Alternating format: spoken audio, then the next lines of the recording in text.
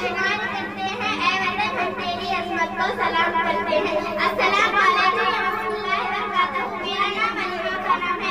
जनाब सदर मोहतरम असातिज़ा इकराम मेहमान खुसूसी और इस महफिल के सितारे वालिदैन और मेरे हम जमात साथियों, जैसे कि आप सब जानते हैं हमारे साल की तरह इस साल भी 78वां यौम आज़ादी मनाने के लिए जमा हुए हैं।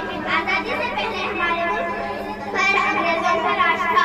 अंग्रेजों ने हमारे मुल्क पर तिजारत के नजर से करीबन 200 साल तक हुकूमत की और हमारे हिंदुस्तानियों के बीच फूट डाली और इसका फायदा उठाते हुए हमारे मुल्क की दौलत को अपने मुल्क ले गए। इससे हमें यह मालूम होता है कि हम सबको मिलजुल कर रहना चाहिए, नहीं तो कोई न कोई गुलाम बनाएगा।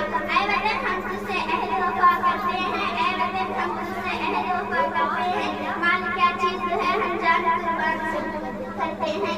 आज ही के दिन हम यौम आज़ादी मना रहे हैं और आज ही के दिन 1947 में हमारा मुल्क आज़ाद हुआ। हमारे मुल्क की आज़ादी में रहनुमाओं और लीडरों ने जद्दोजहद की, अपना खून बहाया इस तहरीक की आज़ादी में। गांधी जी, टीपू सुल्तान, जवाहरलाल नेहरू, मौलाना अबुल कलाम आज़ाद, मौलाना शौकत अली, भगत सिंह, चंद्रशेखर आज़ाद वगैरह कई लोग जेल में बंद किए गए, फिर भी इनका हौसला कम नहीं हुआ। ये त्योहार हमारे दिलों में जज्बा और हुकूमत पैदा करता है। यौम आज़ादी को हासिल करने के लिए कितनी कुर्बानियां दी गई। बहुत सारे बहादुरों ने अपनी गर्दन कटा दी।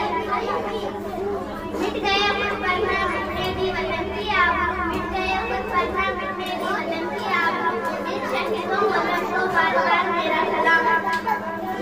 दोस्तों, आज़ादी बहुत बड़ी नेमत है। आज़ादी का एक लम्हा या आज़ाद साल की गुलामी की जिंदगी से कहीं अपना बदल है।